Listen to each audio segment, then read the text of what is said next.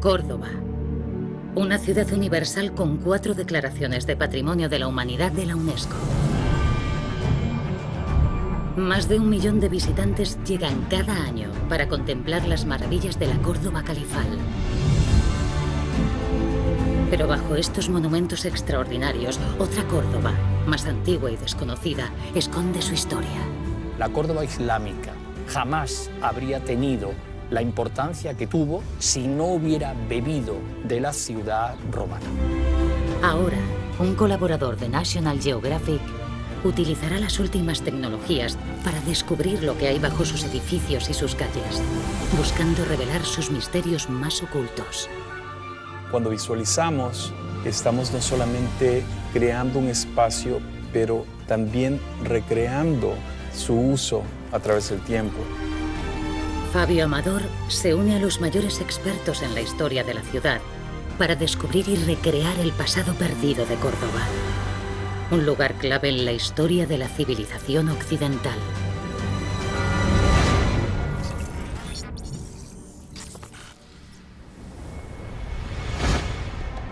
Fabio Amador no es solo un arqueólogo, es un viajero del tiempo.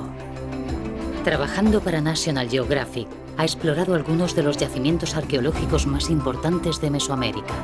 Las pirámides de Teotihuacán, los yacimientos mayas de la península de Yucatán y muchos otros importantes complejos arqueológicos. Ahora Fabio Amador ha llegado a Córdoba para aplicar las últimas tecnologías de georradar, lidar y escaneo en 3D. Y se unirá a historiadores y arqueólogos que trabajan sobre el terreno para resucitar visualmente una ciudad escondida con más de 2000 años de existencia.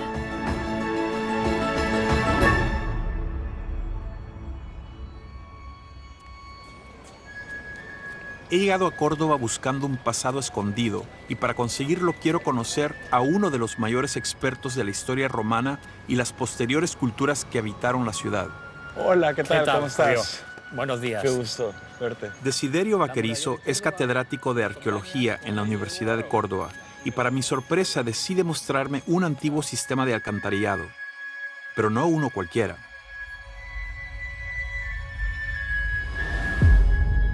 Siento que estamos explorando el esqueleto del mundo romano. Justamente estamos en el inframundo.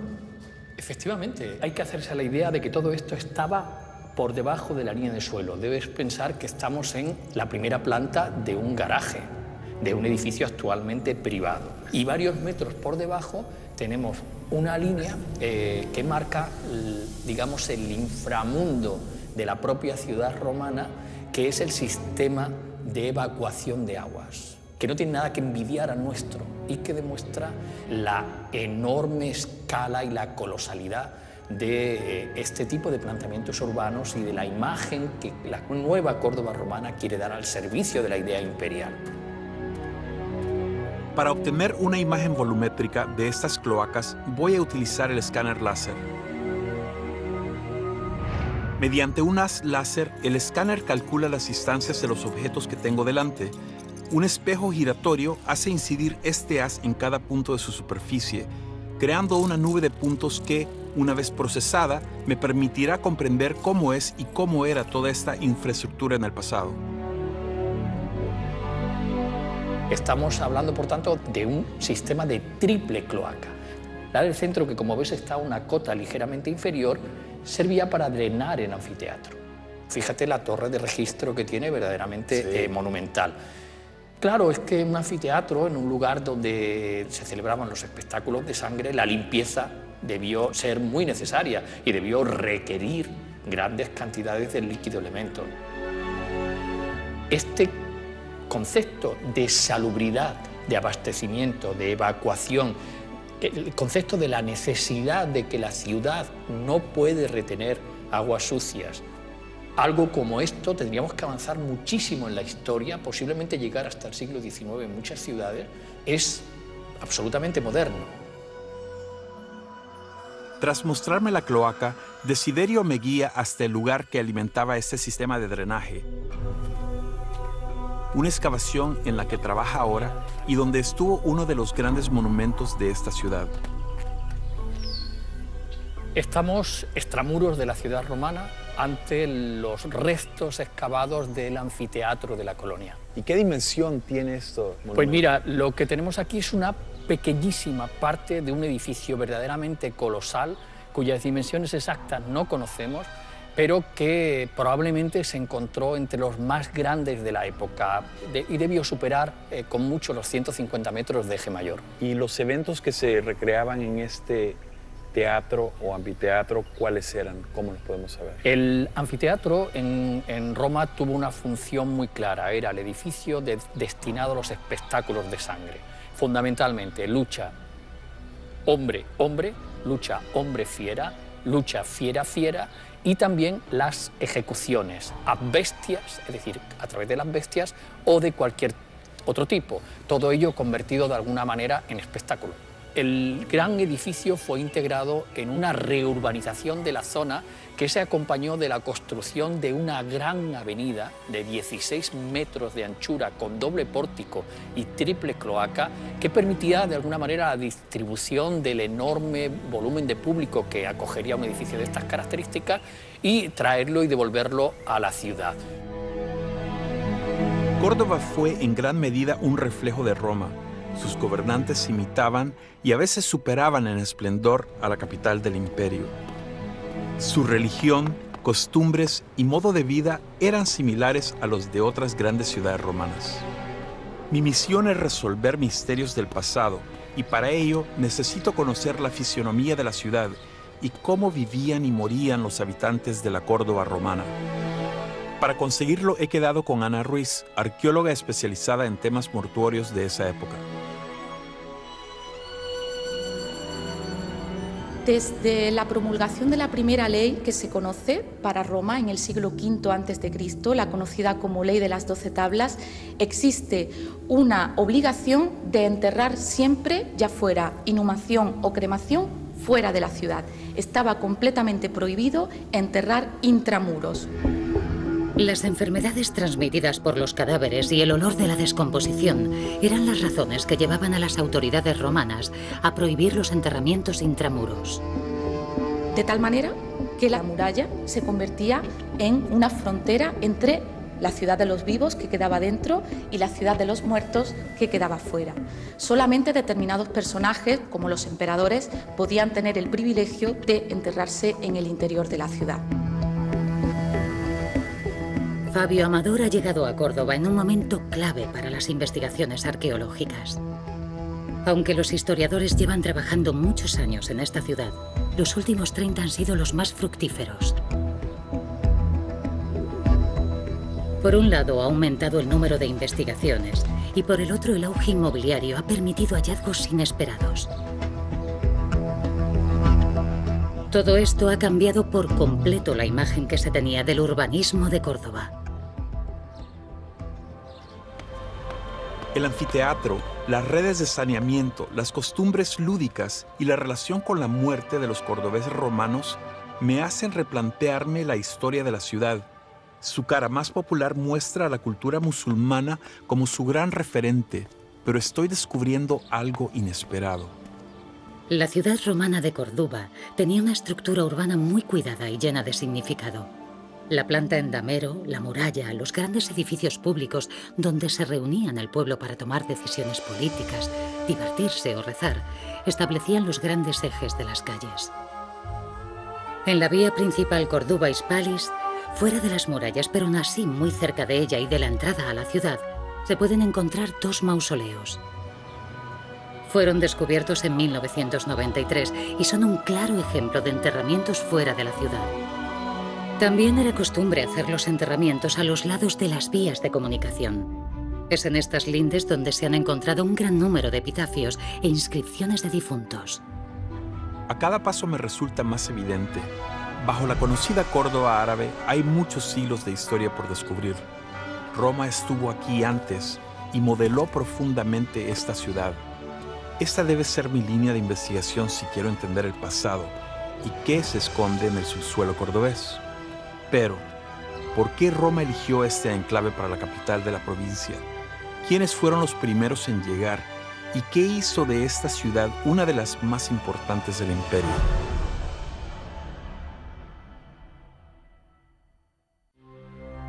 La privilegiada situación geográfica de Córdoba fue la responsable de su creación.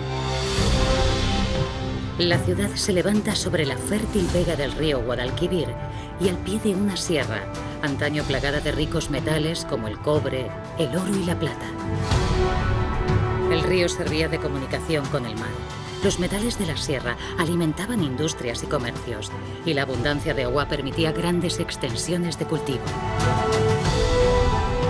Pero, aunque el primer núcleo poblacional se remonta 5.000 años atrás, no fue hasta el siglo I, convertida en colonia patricia romana, cuando Córdoba alcanzó una relevancia y esplendor que marcarían para siempre su historia. Tras varios días investigando lo que se esconde en la ciudad, ahora quiero comprobar que, sin Roma, es imposible entender la Córdoba moderna. Desiderio me ha citado en la Facultad de Letras. Quiere mostrarme uno de sus más importantes descubrimientos.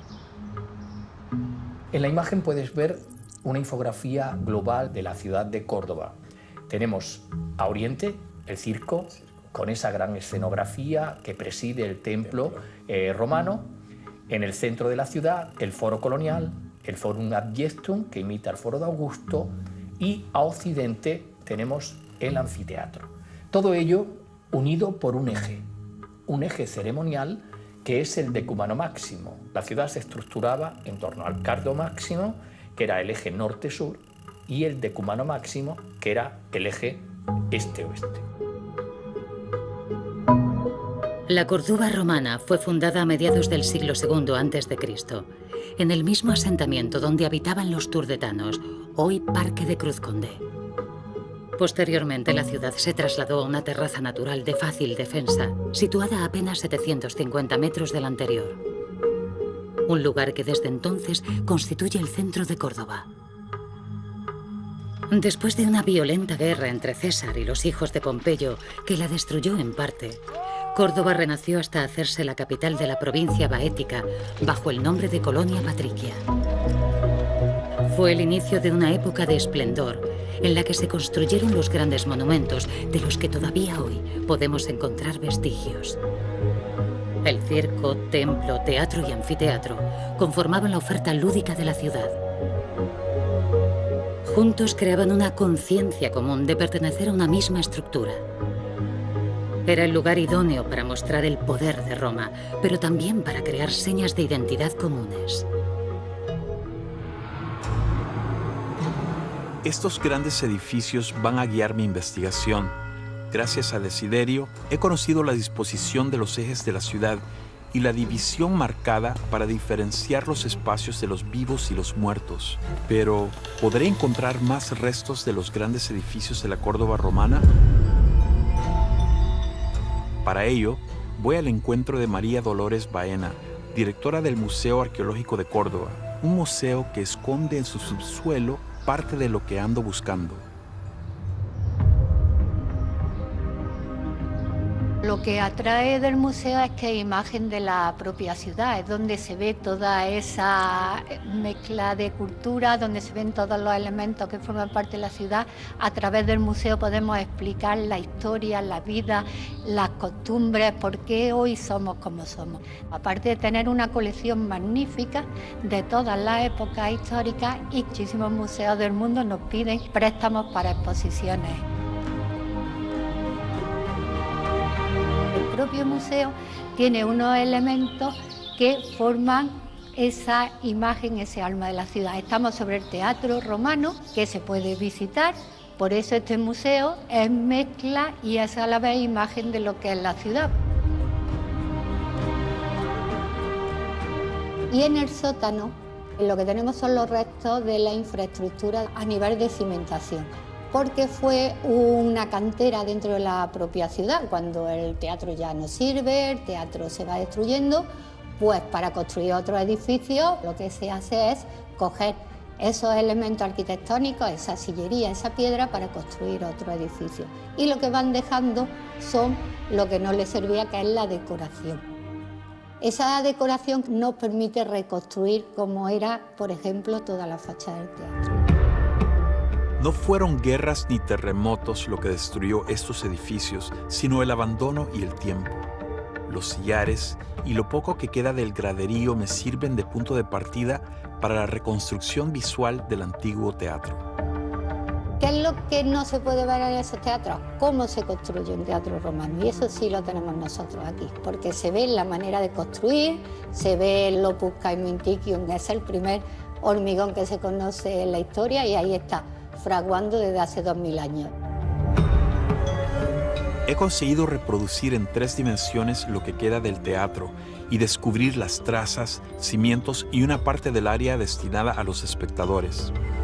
Nuevamente, el escaneo que logramos hacer nos permite por lo menos captar unos elementos de las graderías y pues esto nos empieza a dar las nociones de qué tan grandes eran. Y además creo que esta herramienta es, sin lugar a dudas, una herramienta de futuro que puede permitir sin ninguna dificultad reconstruir el edificio completo por uno de los criterios que, digamos, facilitan las cosas en arquitectura romana, y es que es extraordinariamente modular.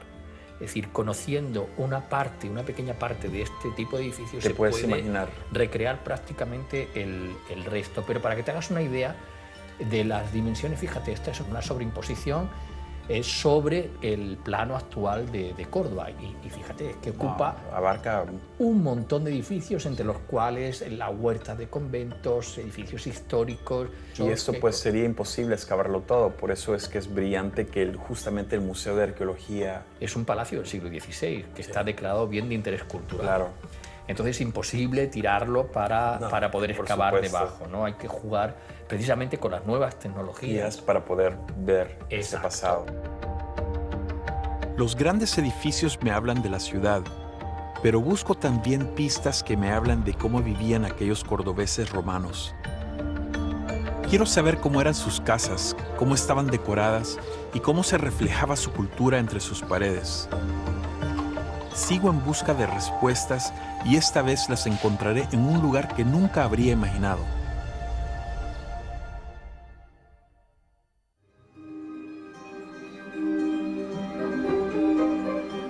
Siguiendo las indicaciones de María Dolores Baena, he llegado al Palacio del Bailío, un palacio en el centro de la ciudad convertido en hotel. Aquí he quedado con Carlos Castejón, antiguo dueño del edificio, para descubrir cómo un palacio del siglo XVI escondía, como tantos otros edificios cordobeses, una sorpresa bajo el suelo.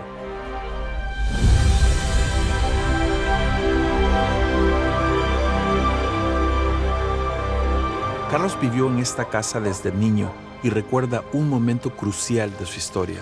Efectivamente, para solucionar el problema de la suciedad que provocaba el traslado de la leña y del carbón desde la puerta de entrada hasta el fondo de la casa, pues mi abuelo, en una ocasión, cuando mi abuela le protestaba por la suciedad que dejaban los traslados esos, le dijo en un arranque varonil: María Isabel, no te preocupes, voy a hacer un túnel que vaya desde el fondo de la casa hasta la entrada, y por ahí pasarán los operarios y no te van a ensuciar ya más la galería. Entonces, pues empezó la excavación, y cuando iba a mitad de la excavación se encontró con las ruinas romanas. Así fue como salió a la luz una de las domus romanas mejor conservadas en la actualidad. Una casa típica de las clases más adineradas que yacía en el subsuelo de la ciudad. Estas domus disponían de varias habitaciones como dormitorios, comedor, sala de visitas, saneamiento y muchas otras comodidades. Pero no todos los romanos podían disfrutar de este nivel. Las clases más modestas vivían en insulae, edificios de apartamentos muy sencillos, a veces de una sola habitación. La baja calidad de los materiales utilizados en las insulae hacían que sufrieran frecuentes hundimientos e incendios. Por fortuna, las domus se construían con más calidad. Y eso ha permitido que ejemplos como este perduren hasta nuestros días, siendo una valiosa fuente de información para los arqueólogos.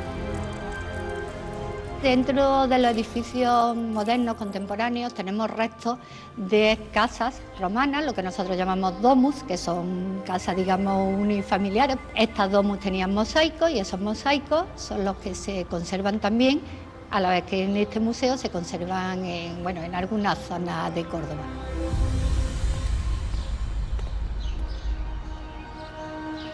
Estos mosaicos pueden ayudarme a entender mejor cómo vivía la gente de la ciudad. Para saber más sobre ellos, he quedado con Luz Neira, arqueóloga experta en mosaicos romanos, en el Alcázar de los Reyes Cristianos, donde se guarda una colección de mosaicos rescatados bajo la Plaza de la Corredera. Los mosaicos son fuente fundamental de estudio para reconstruir la historia del Imperio Romano y, en particular, la historia de las élites, porque los mosaicos se conservan en el emplazamiento original para el que fueron destinados. Esto es algo fundamental porque en otros soportes de la antigüedad han sido móviles, han sido trasladados. En cambio, la desgracia de la ruina hace que techumbres y paredes hagan de elemento protector de los mosaicos, de tal modo que nos los encontramos, insisto, en su emplazamiento originario. Y ese emplazamiento, lógicamente, cuando hablamos de mosaicos como este, mosaicos en opus tessellatum, está ligado a la esfera doméstica, a las grandes domus de una ciudad como Córdoba, Colonia Patricia, o a las residencias de vila en el campo. Los romanos eran muy supersticiosos, especialmente con aquellos temas relacionados con la muerte. Símbolos mágicos, tablillas con juramentos o maldiciones en los epitafios fúnebres que acompañaban a los muertos eran muy frecuentes, y esa protección se extendía al interior de las casas. Hay numerosos elementos que figuran en los pavimentos como reflejo de esas creencias de los romanos que tenían pavor a lo que podía suponer los malos espíritus, el mal de ojo, y por eso se protegían con este tipo de símbolos.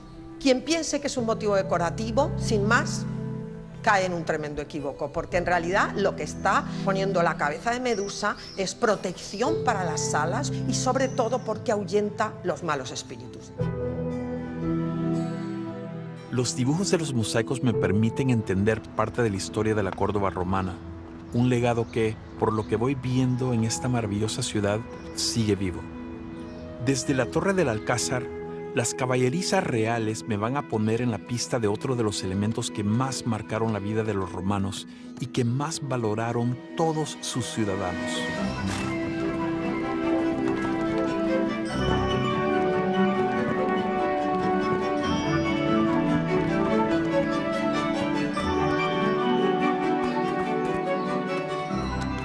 Los caballos hispanos fueron muy valorados por los romanos. Eran su medio de transporte, una herramienta de trabajo y un símbolo de clase social. En el extremo oriental del Decumano Máximo se levantaba el espectacular Circo de Córdoba. Allí los romanos celebraban carreras de caballos, que al igual que los juegos gladiatorios, levantaban pasiones. Los jinetes eran adorados de la misma forma que hoy en día se adora a muchas estrellas del deporte. Y los caballos vencedores, junto a sus entrenadores, eran ensalzados y sus gestas inmortalizadas en mosaicos.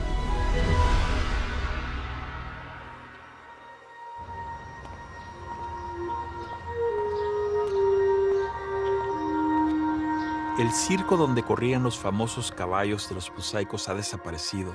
Los pocos restos que quedan descansan bajo el Palacio de Oribe. Pero, presidiéndolo, había un templo y de este sí quedan unas pocas trazas y una mínima reconstrucción. La oportunidad perfecta para crear una recreación digital utilizando el escáner láser. ¿Qué ocurrió con edificios tan magníficos como el que tengo delante? ¿Por qué desaparecieron?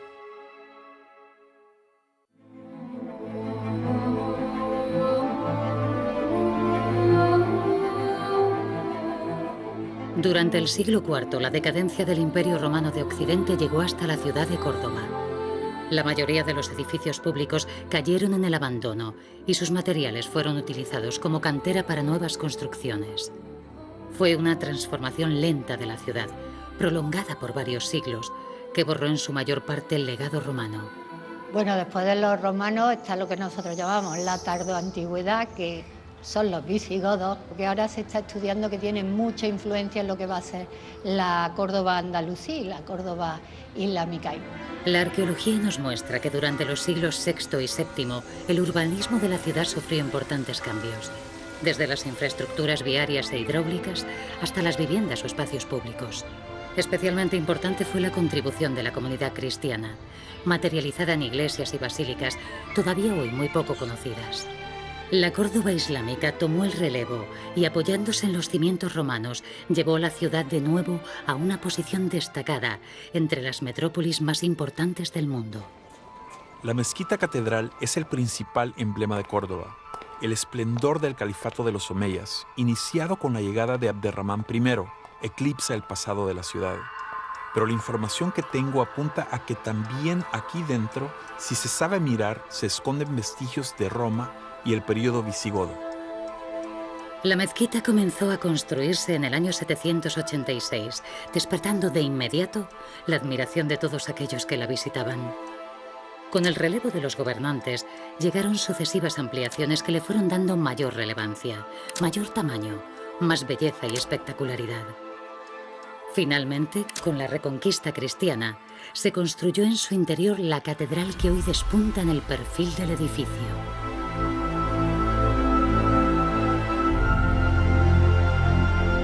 Para conocer más del pasado entre el período romano y el islámico, he quedado con el arqueólogo Alberto León y el ingeniero Rafael Ortiz, encargados de un ambicioso proyecto para descubrir qué se esconde bajo la mezquita. Sus estudios plantean la existencia de una basílica y un conjunto monumental cristiano de grandes dimensiones. Las teorías que presentan pueden ser la base de un hallazgo realmente importante y reafirmar la idea de que la ciudad es un continuo flujo de culturas. Aquí estamos viendo esto. ¿Es basílica o no? ¿Qué piensas? Pues nosotros lo que estamos planteando, para evitar caer siempre en lo mismo, es que no tenemos que hablar de Basílica de San Vicente y que no es la cuestión fundamental interpretar esta estructura como parte de la Basílica de San Vicente. Nosotros lo que planteamos es que el concepto sobre el que hay que trabajar es el del complejo episcopal. Es decir, un barrio extenso dentro de la ciudad, mucho más grande, que ocuparía parte del oratorio de la mezquita, con orientaciones diferentes, en fases diferentes. Los arqueólogos sostienen la hipótesis de que cuando Abderramán I llegó a Córdoba en el año 756, en el interior del recinto amurallado, los cristianos habían construido, entre los siglos VI y VII, un complejo episcopal. Una zona muy extensa, con más de 2 hectáreas, donde se encontrarían varios edificios cristianos, además de una basílica consagrada a San Vicente. Sobre esta basílica se piensa que Abderramán I mandó construir la mezquita. Los romanos habían desaparecido siglos atrás y los visigodos reutilizaron el material de sus templos, casas, edificios y monumentos. Los musulmanes hicieron lo mismo. En esta zona hay mucho dinamismo arquitectónico, es decir, se concentra mucho la construcción monumental en esta zona de la ciudad. Y muestra de ello es una de las cosas que ha estudiado Rafa, ¿no?, que es la reutilización de los materiales arquitectónicos que decoraban ese edificio en la construcción de la mezquita. Eso lo has encontrado en este contexto también. Durante la construcción de la primera mezquita utilizaron mucho material reaprovechado, tanto romano como tardoantiguo, que es lo que podemos ver dentro del edificio cuando entramos. Basas, fustes, capiteles, cimacios, son todos elementos reaprovechados de distintos edificios. Lo interesante es que en ese dinamismo muchos de esos edificios, muchos de esos materiales son romanos, reutilizados en edificios tardoantiguos. Posiblemente nunca podamos excavar ni ver las ruinas de los restos cristianos y romanos bajo el área de la mezquita catedral. Los estudios presentes y futuros se harán con técnicas indirectas que no destruyan el patrimonio actual y basadas en el análisis de imagen tridimensional, como las empleadas por Fabio Amador. Son muchos los misterios que permanecerán enterrados y este es un gran reto al que se enfrentan los arqueólogos. Estudiar el pasado sin destruir el presente. Comprendo que tanta belleza eclipsara la historia de Roma en la ciudad, pero Roma también está aquí, en las entrañas de la mezquita. Roma es parte de todo cuanto voy encontrando en Córdoba, sus casas, sus monumentos, su urbanismo. La Córdoba romana llegó a albergar cerca de 50.000 habitantes en una de las zonas más calurosas del sur de la península. Sin embargo, disfrutaban de jardines, baños públicos y huertos. El abastecimiento de agua no fue un problema para Córdoba. Mi siguiente paso me permitirá descubrir la precisa y asombrosa ingeniería hidráulica romana.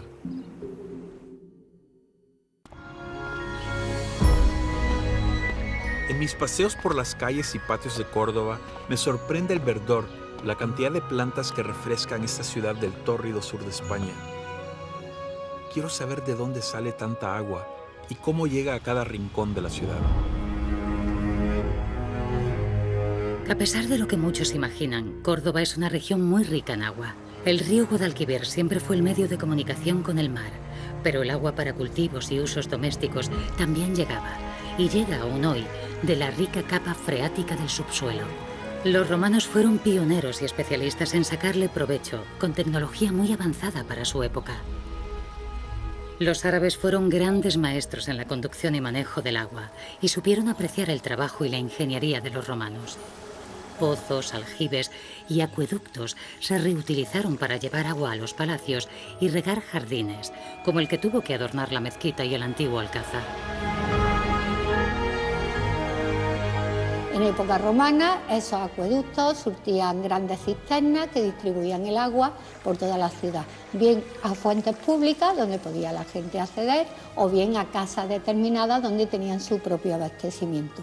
En época islámica son fuentes, son pozos, y los acueductos romanos lo que están surtiendo en época islámica son a los grandes edificios como puede ser la mezquita u otro, el Alcázar Califal o otros de esa entidad. Entro en un aparcamiento bajo la estación de autobuses de la ciudad, donde están los restos de un acueducto romano tan eficiente que cuando se descubrió en los años 90 del siglo pasado, todavía llevaba agua. Estaba en funcionamiento desde la época romana. El modelo tridimensional recreado ayudará a Fabio Amador a entender la forma y utilización de estas verdaderas venas de la ciudad que dieron de beber a romanos, visigodos y musulmanes.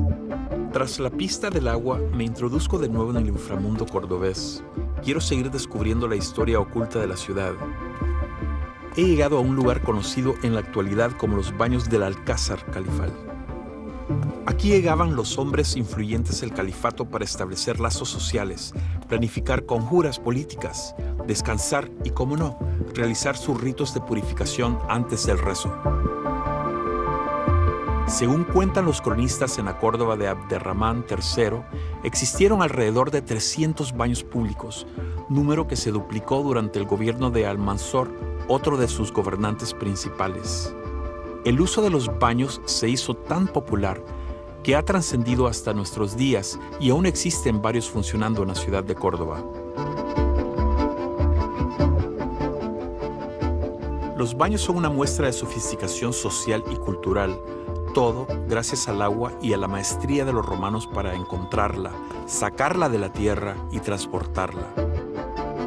Estos acueductos traían agua de la sierra cercana, y es ahí hacia donde me lleva mi investigación. El rastro del agua me lleva hacia una ciudad mágica que desapareció poco después de deslumbrar al mundo.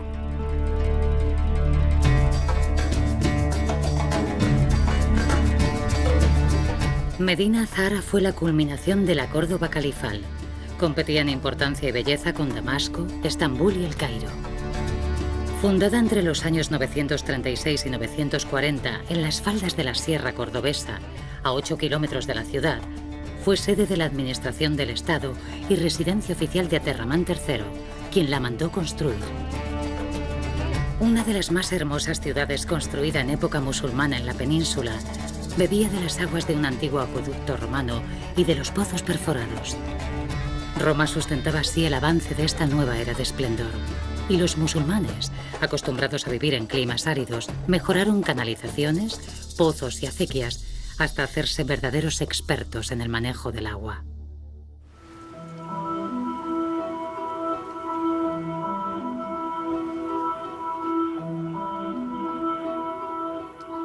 Usando el escáner láser y la novedosa tecnología Gigapan, voy a reconstruir lo que debió ser el esplendor de estos salones. GigaPan es un proceso robotizado que permite obtener fotos de altísima calidad, hasta en el mínimo detalle. Una vez fijados los límites de la zona a fotografiar, el sistema GigaPan divide en filas y columnas los objetos en el área seleccionada y calcula el número de imágenes necesarias. Luego el brazo robotizado hace el resto y un programa informático une los cientos de fotografías tomadas en una sola de altísima calidad. Las ruinas que me rodean son apenas un esbozo de la ciudad perdida que se esconde bajo mis pies. Quiero conocer cómo fue esta ciudad y qué esfuerzos se hacen actualmente para recuperar ese esplendor del que me hablan los textos históricos. Las crónicas nos cuentan que hasta 10.000 personas trabajaron para levantar Medina Zahara desde el comienzo de su construcción en el 936. Abderramán utilizó los mejores materiales de la época: mármoles, piedras preciosas, oro, trabajados por los mejores artesanos que hicieron de la ciudad el símbolo de poder que Abderramán pretendía. Recorro parte de la ciudad mientras tomo notas y analizo cada rincón. A mi encuentro sale Alberto Montejo, director del complejo de Medina Zahara. Alberto quiere mostrarme el Salón de Abderramán III, o Salón Rico, la mayor expresión de la arquitectura y el arte del siglo X.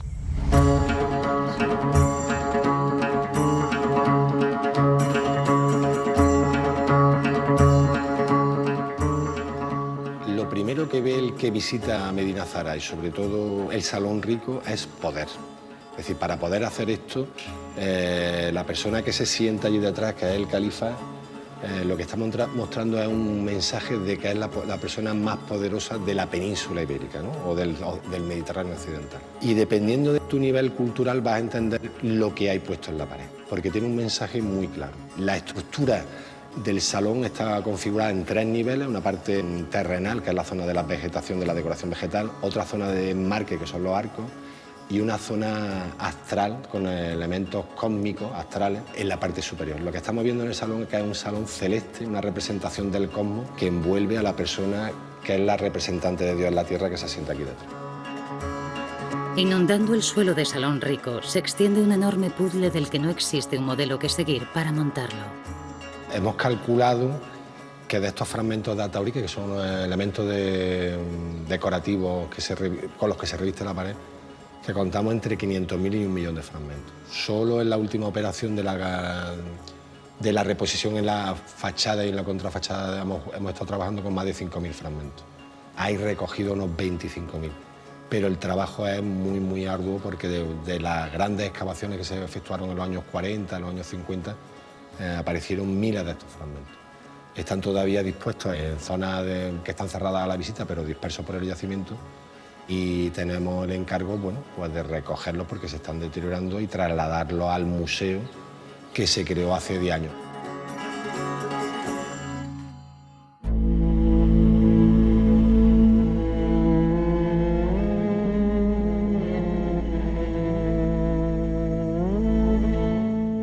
Abderramán III se rodeó de los mejores médicos, matemáticos y astrónomos, todos al servicio de la corte. El conocimiento era poder y Al-Hakam II, su hijo y sucesor como califa, lo apoyó incondicionalmente. Y lo que creemos es que lo que están haciendo los intelectuales, que están haciendo todo el diseño, todo el programa simbólico que se representa aquí, es manifestar de forma clara el logro científico que se ha alcanzado en la corte de Al-Ándalus, en la corte de Medina Zahara, que supera a sus oponentes, a sus enemigos, los califas abasíes de Bagdad. El tamaño del yacimiento es enorme, aproximadamente de 115 hectáreas, de las cuales hasta el momento solo se han podido excavar un 10%. Cada temporada de excavaciones aparecen nuevas sorpresas y nuevos fragmentos que incluir en este enorme puzzle. Pero es que debajo de esta Medina Zahara que vemos, de este salón rico que hay más edificaciones de las fases anteriores de Medina Zahara, que es comprender desde los orígenes cómo ha ido evolucionando Medina Zahara urbanística y artísticamente. En el año 1010, algo menos de 100 años desde que naciera Medina Azahara, una guerra civil contra los bereberes destruyó la ciudad con tal vehemencia que llegó a perderse su nombre y su localización. En apenas unos años, la ciudad se convirtió en un sueño del pasado. Cuando se abandona la ciudad, no se abandona completamente, ¿no? A principios del siglo XI. La ciudad sirve como fuente de materiales de construcción, de capiteles, de basas, se expolian los metales de las puertas, las tuberías de plomo. Y posteriormente, ya a partir de época cristiana, de época bajo medieval, se va a utilizar como cantera para las piedras, o sea, una cantera perfecta porque salen los bloques de piedra ya tallados.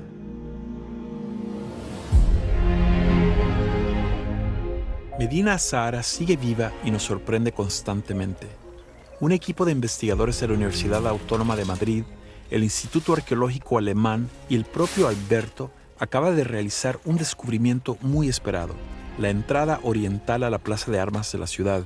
La puerta de acceso, de 4 metros de ancho, se perdió cuando la ciudad fue pasto de las llamas en el año 1010. Ahora, los arqueólogos han hallado los restos de ese derrumbe: bisagras, clavos, adornos y tejas. Apenas una semana después de las primeras excavaciones, el acceso a este espacio comenzó a surgir de la tierra. De unas dimensiones similares a la Plaza Mayor de Madrid, el lugar donde el califa recibía embajadas está volviendo de un pasado de esplendor, violencia y olvido.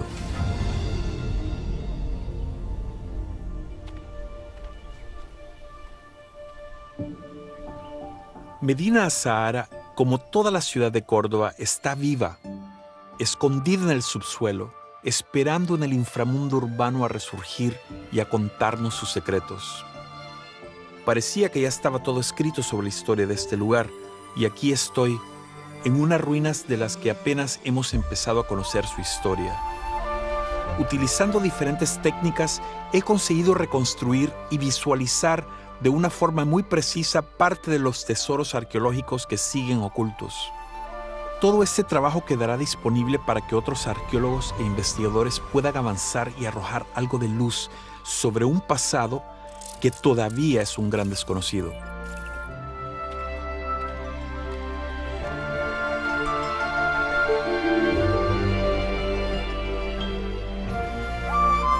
Tras utilizar tecnología del siglo XXI, vuelvo a la del siglo XIX, la que usaron con frecuencia los arqueólogos y los viajeros de otros tiempos para retratar ciudades como esta, una cámara lúcida.